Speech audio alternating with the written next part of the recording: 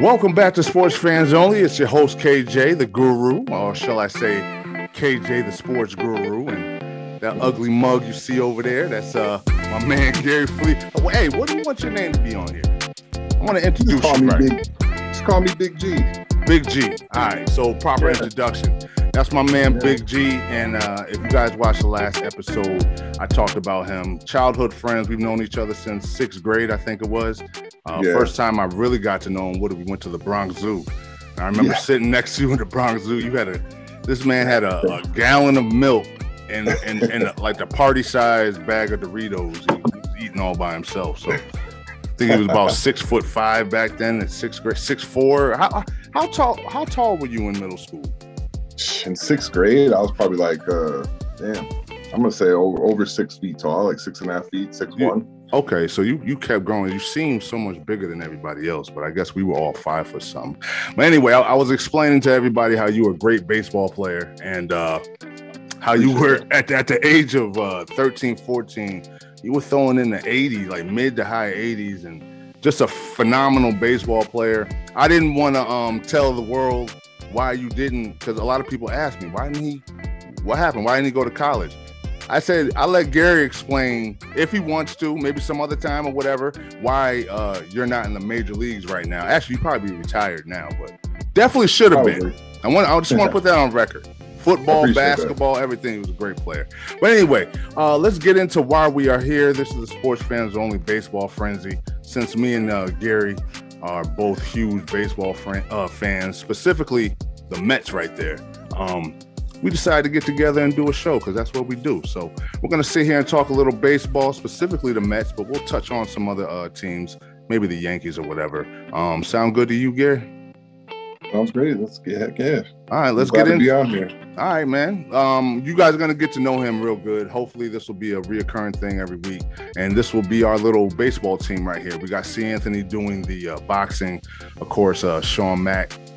He actually lived with Sean Mack and C. Anthony, so maybe we'll tell you some stories back in the day about that. We're all really close friends. So, but yeah, anyway, let's get into this Mets.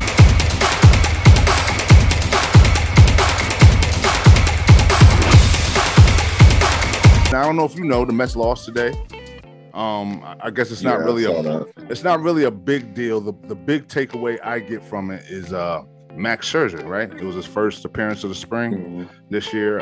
Did pretty well. Let's see here. He had 5 innings pitched, gave up 3 hits, 1 run, 1 earned run, 5 Ks. So pretty good showing for his first outing with the Mets. So do you think, and I just want to get your opinion because we haven't really talked about it. We text each other and stuff like that.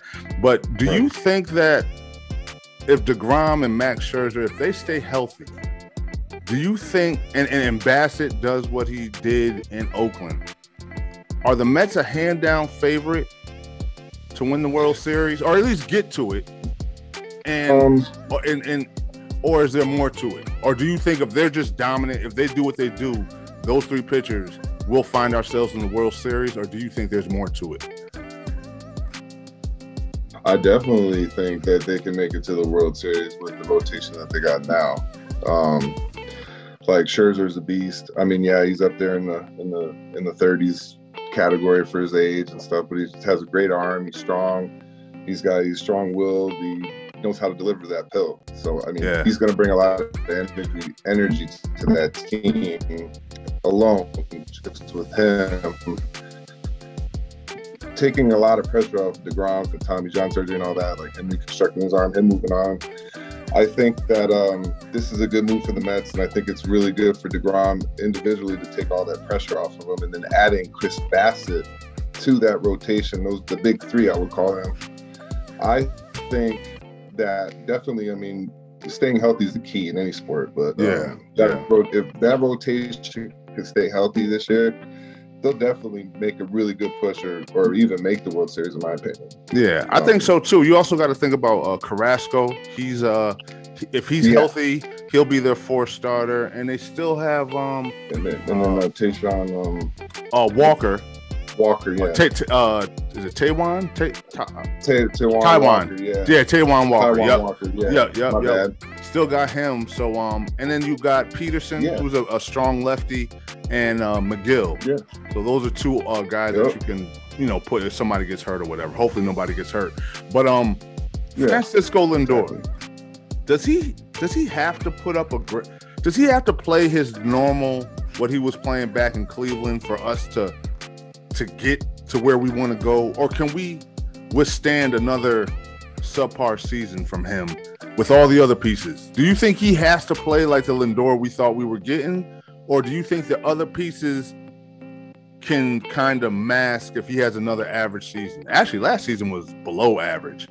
If he just has an average season, will our offense be strong enough, or does he have to have a good season? Because he went 0 for 3 today, and it just brought back horrible memories of last year. And I'm just, I don't know. New York might be too big for him.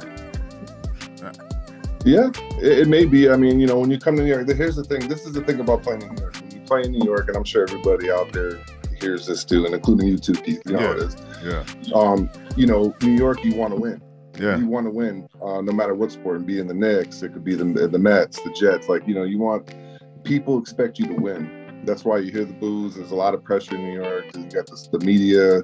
You got fans. They demand you to be the best you can every day, day in and day out. So, I mean, that is a lot of pressure for him. I mean, I think with his talents and the potential that he has, I think that he'll have a really good season. Of course, being healthy and stuff like that. But yes, I do believe that him playing an important role in that lineup and being on the field. I think that, to me, the way I see him on the field with the Mets, kind of looks like the direction for him is kind of like he's like a takeover to be like, the leader of that team, like to lead them, to lead the players out on the field, and produce and play his game, and never mind like the media and stuff, just block all that out and just play baseball. I think if he just plays baseball in general, I think he can have a really good killer season and play like he did with Cleveland.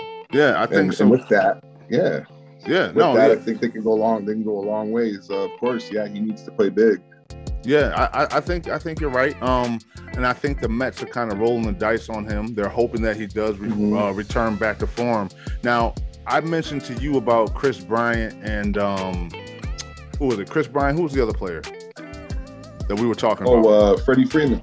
Freddie Freeman. Now, there was all these rumors that we might get one or the other, and they ended up signing to, what was it?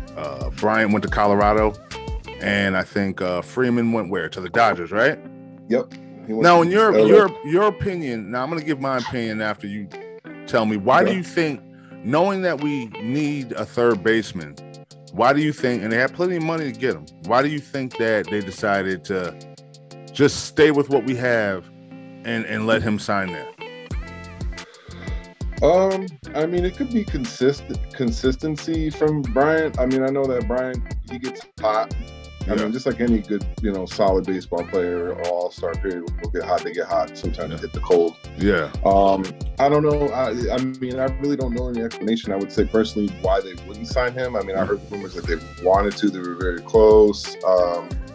I mean, maybe Cohen's onto something better. I mean, maybe down the line. I mean, you never know. He has the money to spend. He wants to win. He wants to bring a World Series to New York, to the Queens, and I mean, I really don't know. I mean, it could be on Bryant's behalf. Well, you know what? I'm glad you just said that when you just referred to maybe he knows something or he has something planned down the road. I think down the road is now, since I've been doing this whole sports thing, we used to not really look at the farm system that much unless it was a huge name that everybody knew about. So more recently, I've been looking into the farm system, and it just so happens that the Mets have the #1 rated prospect at third base in all of the minor leagues. The Mets have him, and his name is Brett Batty. And he's a third baseman. They consider the best all-around third baseman and by far the best defensive third baseman. He's only 22 years old, got drafted right out of high school. His first season in the minors, you would expect the kid kind of to struggle a little bit, but he batted .258, which isn't horrible. .250, that's actually good for a 19-year-old kid.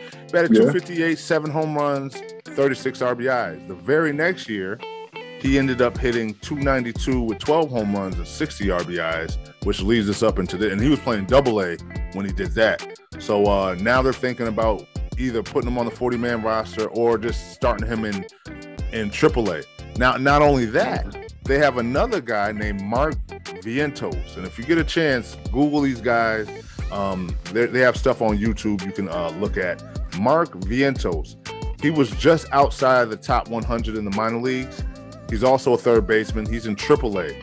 This dude hit 281 with 25 home runs and 83 RBIs in Triple-A. Wow. And he's considered definitely top 10 third baseman in the minor leagues.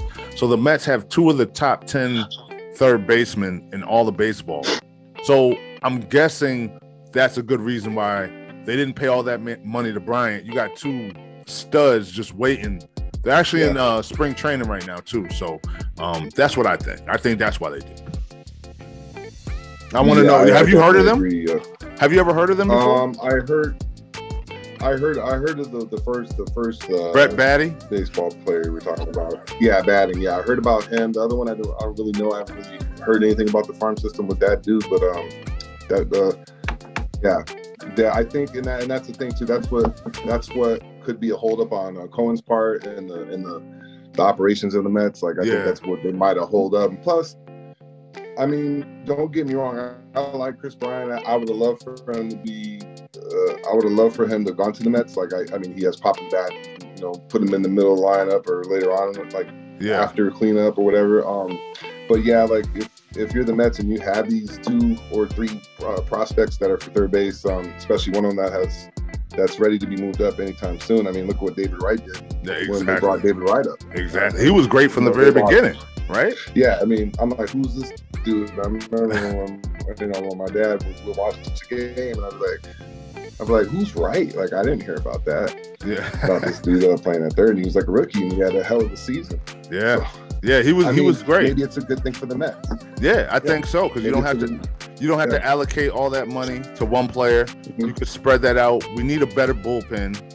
Yeah, I agree. So I think they did the right thing. And plus, like I said, if Lindor comes through and he plays like the way he's supposed to play, we don't really need Chris Bryant. Because think about it, you got Alonso, you got Lindor, you got who else did we just get? Marte. You got McNeil, Marte, McNeil still. McNeil. Yep. JD Davis. Yep. And that DH is big this year. Davis is still in there. Yeah. I mean. Yeah, go ahead. No, guys, too. hold on. In the YouTube world, if you see us pausing a little bit, it's because the internet is being a bitch right now. And I said, you know what? We're going to go forward with this because the negative forces are trying to stop us from having this show. And I said, damn it, we're going to go forward with this damn show. And so if you see us freezing and looking funny, that's probably why. But we're pushing through. So go ahead, Gary. My bad. I didn't mean to cut you off. Oh, no. Yeah, you're fine. Yeah, I apologize to everybody out there as well. I mean, it's gonna take a lot of pressure off the pitching. That's what's gonna make it. That's what's gonna make it a key for the Mets to have, and nationally to have a designated hitter. It's gonna bring a lot more excitement to the lineups. It's gonna help pitchers get more rest. It'll be less pressure on them. Yep. And I think this is a great idea, which they should have did years ago. Where's Bond on that? But I want to bring up Freddy Freeman. Yeah, go ahead. I mean, I would love to see him being in Met stripes. I mean, Freddie Freeman's 32 years old. He's 6'5" first baseman. Yep. I mean, 12-year career with the Braves, and he signs this past Wednesday with the Los Angeles Dodgers for what is it? I want to say it was a lot. I don't have it right. $162 million for 6 years. That's crazy for a 32. Yeah, that's crazy. He's a great player, and I envisioned him playing first and Alonso being the DH, and then when Freeman needed rest, you just put Alonso at first base. I think that would have been the greatest scenario. But I like where we landed. But yeah, Freeman, what a great player he was, man, for such a long time. Now, if you had to choose, who was the first baseman before It wasn't Chipper Jones, right? Did he move to first after third? He played a little bit of first. Or did he stay at third his whole career? He was mostly third, and then he went to first as he got older, I think. That's what I want to say. So now that Freddie Freeman's career is over and he won a World Series. Yep. Who do you think has a better career, Chipper Jones or Freddie Freeman? That's a hell of a question. That's a legit solid question, actually. Yeah. I mean, Chipper Jones has got some Gold Gloves. I mean, Freddie Freeman Gold Glove winner in 2020. Yeah. I mean, I don't know. I mean, they're both. I mean, Freddie Freeman, if you pull up his career numbers, let's say if he were to retire right now, just saying, like, he'd be roughly around a 300 lifetime hitter, and Chipper's probably around that, I would say. Yep. I think Chipper might have had more home runs. Slight edge. Yeah, I think Chipper would have the edge. Just because of like all the the divisions they won on that team. I mean, all that dynasty they had for a very long time, which I can't stand. I'm sorry. I hate as a Mets fan. I respect it. Yeah, I respect it. But as a Mets fan, I was tortured so many years by those dudes, and then living in New York. Oh, not New York, living in Connecticut, but basically, what would we 30 minutes from Manhattan? So living in Connecticut and having to deal with the Yankee fans. Yeah. And then also having to deal with the Braves, it was just like a double-edged, just like, it was just unbearable for years. So hopefully that's changed now that Steve Cohen is the owner. Do you think our fortunes, because there's always been a curse with the Mets, outside of Mike Piazza, Al Leiter, David Cohn, and maybe a couple of others.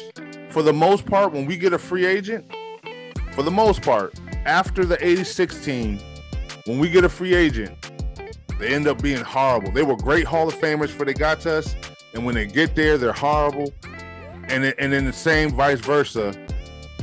We'll have a player that has a lot of potential, and then they end up leaving and going to another team and being great. Now, I don't even know, did I freeze up while I was saying that, Gary?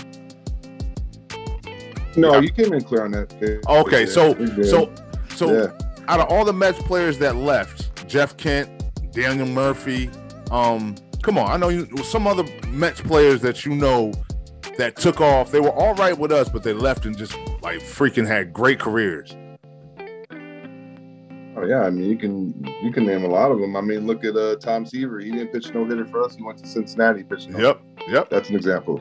Yep. Nolan Ryan, we got rid of him because he was.